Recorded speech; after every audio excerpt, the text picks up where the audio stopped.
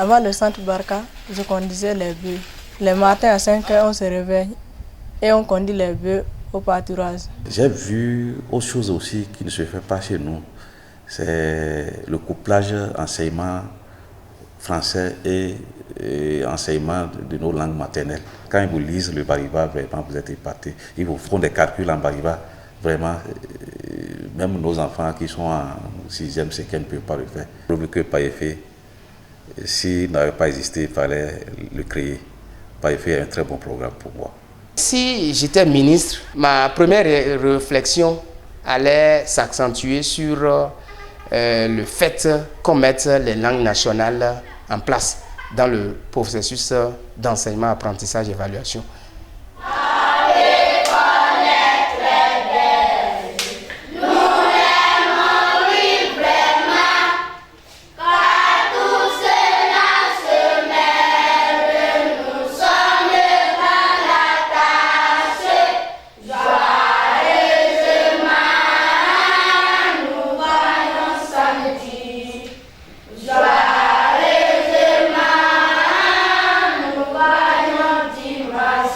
Depuis 2011, une révolution silencieuse s'opère au nord du Bénin, dans les départements du Borgou et de la Libori, avec la mise en place des centres Barka du PAEFE, programme d'appui à l'éducation et à la formation des enfants exclus du système éducatif. Nous avons déjà reçu ici, dans notre collège, un élève qui nous est venu de PAEFE.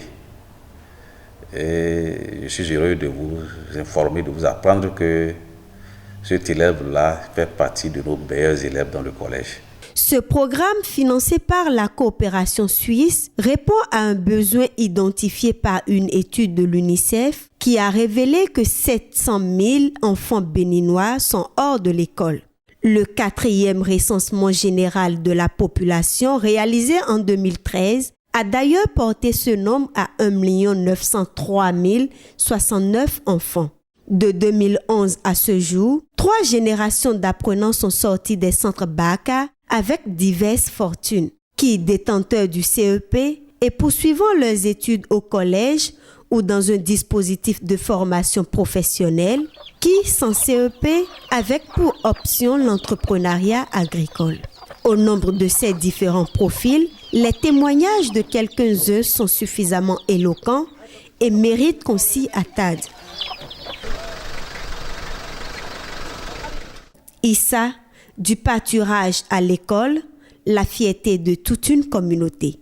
Rien ne présageait le petit Issa à un destin aussi élogieux. Fils d'un bouvier, il avait déjà été initié au pâturage des bœufs, condamné comme les enfants de sa communauté à faire paître les troupeaux et labourer le champ.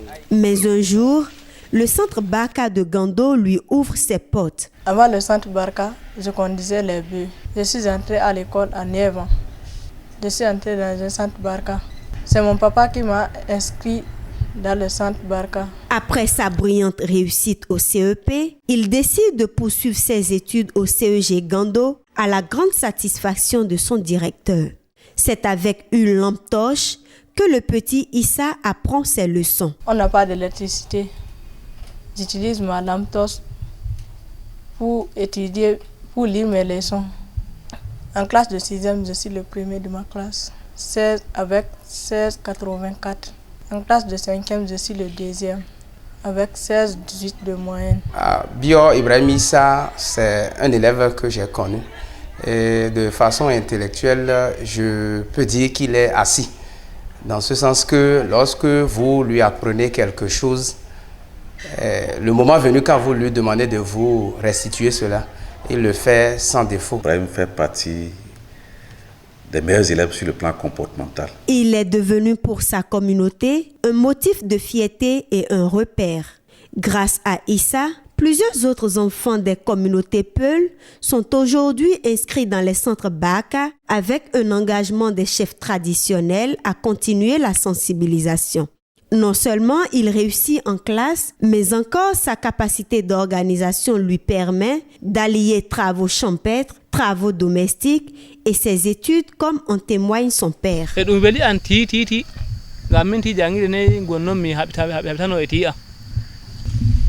jangi de no ko woyti e majjum wala ma daga minon timin puɗɗuma min tamino daga wata amboy ɗum weli men puy gollal makko e ha Yamandori okun sanu gosi Yamandori mi bata ɓe ɗo bo gabe jande mum woɗa. Issa reçoit constamment les bénédictions de sa grand-mère qui ne cache pas sa joie.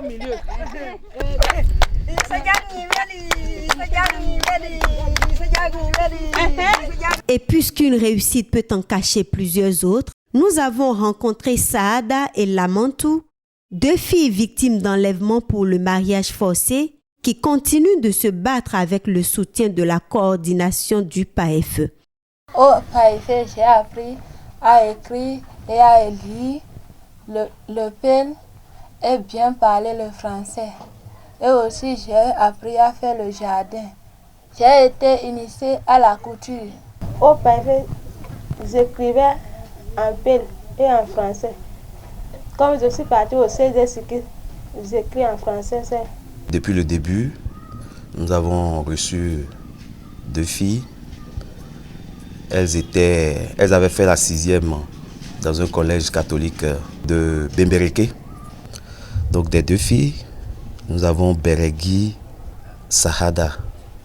Elle, vraiment sans vous mentir, c'est vrai que les moyens ne sont pas encore calculés. Elle a une très belle performance.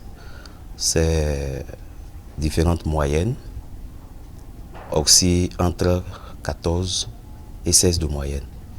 Donc, je peux vous affirmer qu'à la fin du premier semestre, elle peut avoir 15 de moyenne. Donc, c'est une fille qui suit correctement les cours. Maintenant, quant à la seconde, elle ne tient pas aussi mieux que la première. Elle a défaut d'avoir une très bonne moyenne, ce qui est sûr, après la consultation du cahier de notes, elle peut se retrouver tout au moins à 10 de moyenne. Sorties du centre Baka de Warigando, elles ont toutes 2 décroché leur CEP. Le poids de la tradition aidant, elles ont été enlevées. Après le CEP, j'ai quitté Sinandé pour aller à Bembereke parce qu'on voulait nous faire mariage forcé. Et moi, je ne voulais pas qu'on me force. C'est pour cela que j'ai fui pour aller à Bembereke. Un jour, la nuit, je partais pour payer quelque chose au dehors. J'ai vu le mari qu'on m'avait adopté. Et il est venu. Et il est parti pour chercher les 2 garçons encore. Ils sont venus pour me prendre sur la moto. Et je criais. Nous sommes partis pour tomber. On est parti à Gombani. Et les 2 garçons là, ils sont revenus, ils ont laissé le mari qu'on m'avait donné. Comme il dormait, j'ai fui. Et j'ai pris la voie de Sinandé. Fuyant ses ravisseurs qui s'étaient assoupis, la petite Lamantou a marché toute la nuit dans la brousse de 23h à 8h du matin. Blessée par les troncs d'arbres, les mains, les pieds et la tête enflée, elle a fini par trouver une heureuse porte de secours. Je suis arrivée à Ouaré. C'est là que j'ai vu notre maîtresse qui nous gardait. Et c'est elle qui m'a pris pour emporter dans sa chambre. Après, elle m'a emporté à l'hôpital. Ramenés au village sous haute surveillance, Saada et Lamantou poursuivent leur parcours avec plus ou moins de réussite. On a 2 filles qui ont fait le centre Barka de Warigando, qui ont fini depuis l'année scolaire 2015-2016. Aujourd'hui, elles fréquentent les cours de 5e au CG Siki. Et puis je suis très émerveillé par les notes de ces filles parce qu'il y a une qui passe avec une moyenne supérieure à 15 et sa petite soeur qui passe avec une moyenne un peu moins de 13. Vers la fin de l'année, bon, vous savez d'abord nous sommes dans un milieu Peul où très tôt on donne les filles en mariage. Maintenant, tel a été le cas pour ces 2 filles. Pour qu'elles puissent continuer les cours, il a fallu qu'on les déplace pour les amener à Ninogueu, à Bembereke. Et nous aussi, on a lutté, on a vu les parents, on les a amenés auprès du chef d'arrondissement de Siki, qui a fait prendre des engagements par leurs parents. L'épreuve a été dure, Quand les filles étaient revenues de Bemberkele, j'étais allé en personne voir le propre papa, qui n'était pas du village, qui est à Boukoura actuellement. Et j'ai appelé le chef quartier et j'ai invité les deux dames. Et il a dit si jamais on mariait ces filles, on n'allait pas s'entendre avec eux.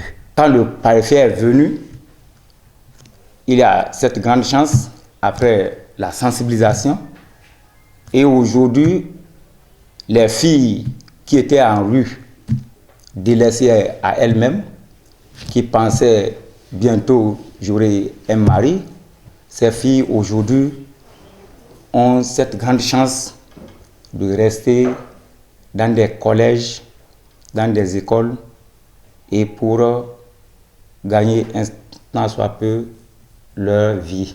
Le programme PAEFE, selon les acteurs à la base, apporte un tout à l'apprenant. Lire, écrire, calculer et acquérir des compétences dans sa langue nationale et en français.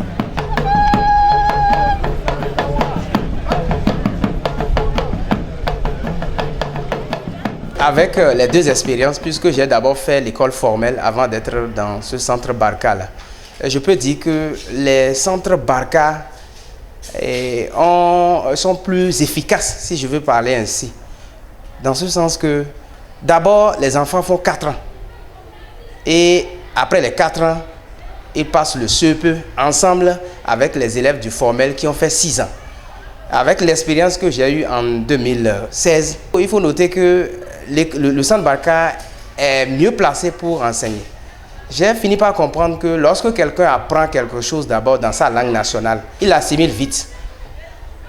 La preuve est que lorsque, déjà à partir de la 2e année, on fait la division. Et puis les divisions avec de grands nombres en langue nationale. Mais il n'est pas facile qu'un enfant qui a fait du CI jusqu'au CE2, 4 ans, puisse faire la division correctement. Parce qu'on a au moins, on a l'expérience, on voit bien les élèves. Même à part l'école où j'ai fait ma pratique, j'ai des cours de répétition que je fais avec les enfants du formel. Donc, ce que j'ai vu est que vraiment, la langue nationale d'abord, ça dit, a un impact positif dans le processus d'apprentissage au niveau des enfants. Non, par exemple, chez moi, j'ai une fille au PAEFE, j'ai un garçon là-bas. Mais la fille là, à la maison, si elle arrive à la maison, c'est la fille là qu'elle est en train de... S'ils font une leçon, c'est la fille là qui corrige pour le garçon là. Des fois, même actuellement. Parce que la fille, le garçon, lui, il fait le SEM de lui, il est 3e année, mais elle dépasse l'autre. Si elles reviennent à la maison, celle qui fait PAEFE là, c'est à celle, si j'ai des choses à confier, c'est à celle que je confie. Parce que c'est celle qui est éveillée plus que l'autre. Même j'ai une fille au collège, si elle revient, si elle pose des questions, c'est la fille qui est au PAEFE là, c'est elle qui répond, l'autre ne peut pas répondre. Si on pouvait je pouvais retirer mon enfant de l'école formelle pour amener PAEFE, je pouvais le faire. Parce que PAEFE est mieux que l'école formelle. À 115 km de Sinandé à Inan, c'est Benjamin qui impressionne. Après son CEP, il a décidé de faire la menuiserie chez un patron menuisier au village. Son rendement témoigne de la qualité de ses acquis au centre PAEFE. Vraiment, avec le peu de temps que Benjamin a fait, il y a des apprentis qui ont subi 3 ans de formation et ils sont libérés, ils n'ont pas la compétence que Benjamin a actuellement. Avec les biens du PAEFE, il sait quand même lire et écrire. Et avec ça déjà, on sent que pour prendre les mesures, tout ça là, il est bon dedans. En formation duale au lycée INA, il fait aussi la joie de ses encadreurs, lui qui rêve de devenir un patron menuisier pour mieux prendre soin de sa mère. C'est un apprenant qui m'a vraiment émerveillé. De par sa réaction et au niveau des différentes activités que nous déroulons ici. Parce qu'il s'exprime très bien en dehors de quelques petites fautes d'orthographe et de grammaire. C'est Centre Baraka que j'ai fait. J'ai fini par faire en 2015, Centre Baraka de Goua. Et maintenant, je suis en train d'apprendre le métier menuiserie. Si je vois les gens travaillent à côté du musée, métier menuisier là, ça me plaît quoi. Ça me fait que comme moi aussi là, même quand je suis un enfant, quand on m'a dit que mon père, c'est ça il a fait, et on m'a montré ce qu'il a fait, ce qu'il a fait. Et moi, j'ai mis dans mon corps que moi maintenant, je vais faire ce que mon père a fait plus que lui. C'est à cause de ça que j'ai choisi menuiserie. Si j'ai fini de mon apprentissage, j'ai envie d'amener mon maman sur moi pour nourrir à partir de mon travail. Comme lui, 17 autres enfants PAEFE de divers centres BACA sont en apprentissage de soudure et bénéficient également de la formation duale. Leurs camarades de Kalalé, à plusieurs kilomètres de distance, sont plutôt en mécanique. Le PAEFE donne aussi des profits d'entrepreneurs agricoles, comme ce jeune sorti en 2015 et dont le rêve est de devenir un grand éleveur. Le PAEFE, c'est bon. Si tu fais le PAEFE, tu vas trouver beaucoup de choses. Comme j'ai trouvé moi aussi. J'ai gardé la langue en bâton à lire. Et puis, je ne peux pas même parler le français maintenant, je parle un peu. J'ai appris, on nous a tout montré. C'est à cause de ça que j'ai dit que je ne peux pas me laisser sans faire rien. Et j'ai en train de faire l'élevage de lapin. S'il est vrai que le PAEFE offre une seconde chance aux enfants exclus et leur donne une éducation holistique avec un ancrage culturel basé sur la langue nationale, il est aussi vrai que plusieurs enfants sortis du dispositif PAEFE continuent de rechercher leurs repères, notamment dans la plus vaste commune du Bénin, Tchaourou, avec une superficie de 7256 km², où plusieurs centaines d'enfants sont restés oisifs à la maison, constituant encore des charges pour leurs parents. Le problème peut-être qui se pose, pourquoi les gens n'arrivent pas à aller chez les artisans, c'est que, vous savez, lorsque les gens sont en formation, on sollicite les artisans pour venir leur donner des formations, donc pour les intéresser aux différents métiers. Mais il se fait que les centres qu'on a installés, les centres sont dans les milieux ruraux, les villages. Et les artisans sont beaucoup plus en milieu urbain, c'est-à-dire au centre de la ville. Beaucoup d'artisans sont en ville. Maintenant, les rares artisans qui se trouvent dans les milieux ruraux, où on retrouve ces centres-là, c'est ces rares artisans qu'on sollicite pour aller donner des formations aux enfants lorsqu'ils sont en formation. Maintenant, lorsqu'ils ont fini, la première promotion qui a bénéficié donc de l'appui de PAEFE, là, les conditionnalités ont dit que avant que toi, l'artisan, tu ne puisses bénéficier de cet appui pour former une sortie de PAEFE, tu dois être inscrit dans le collectif des artisans. Mais il se fait que pour la plupart de ces artisans qu'on retrouve dans nos milieux ruraux là, ne sont pas inscrits dans le collectif. Du coup, ils ont été professeurs pendant que les enfants étaient en formation. Mais à la fin, c'est les artisans qui sont en ville qui ont bénéficié de l'inscription de ces enfants au PAEFE. Ça, c'est pour la première promotion. Vous comprenez? La suite, que même s'il n'y a plus de ces formations, s'il n'y a pas d'appui, mais dans ces milieux ruraux, il n'y a pas beaucoup de métiers, il y a beaucoup d'artisans qui ne sont pas installés là. Donc il faut que les enfants viennent en ville. Mais la commune est très vaste. Quand les enfants vont quitter les coins, là où se trouvent ces PAEFE, ces centres très loin, de centres urbains, quand ils vont venir en ville, il y a un problème de soutien qui se pose. C'est-à-dire, où ils vont rester chez qui? Ils vont manger quoi? Tout ça, là, ça fait un problème pour beaucoup de parents. Donc, ça fait que même si les parents ont envie d'inscrire les enfants au centre, chez les artisans, il y a un problème de logistique. Quoique cette réalité constitue un défi pour le PAEFE, les responsables au plus haut niveau des enseignements maternels et primaires ne cachent pas l'intention du gouvernement béninois d'assurer une éducation de qualité à tous les enfants, où qu'ils soient. Le droit à l'éducation est un droit indéniable pour tout être humain.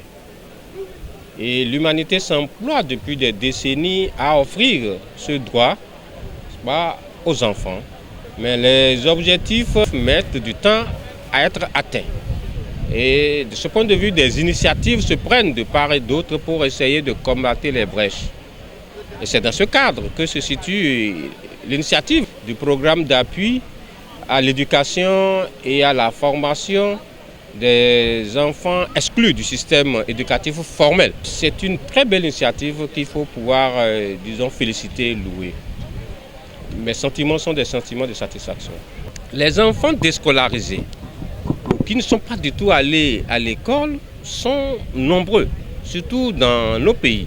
L'idéal est que cela puisse s'étendre aux autres départements de façon progressive. Pourquoi pas les départements du sud aussi et du centre. Donc le gouvernement est dans ce schéma-là, dans la logique d'offrir l'éducation à tous les enfants béninois, qui qu'ils soient, où qu'ils soient. Donc de ce point de vue, on ne doit pas douter de l'intention du gouvernement de partir de cette expérience pour, toucher toutes les autres couches de la population. Au regard des divers témoignages des acteurs de l'éducation, le PAEFE est une originalité pour le système éducatif béninois et pourrait s'enrichir s'il intégrait un dispositif d'orientation dès la première année avec un suivi post-CEP.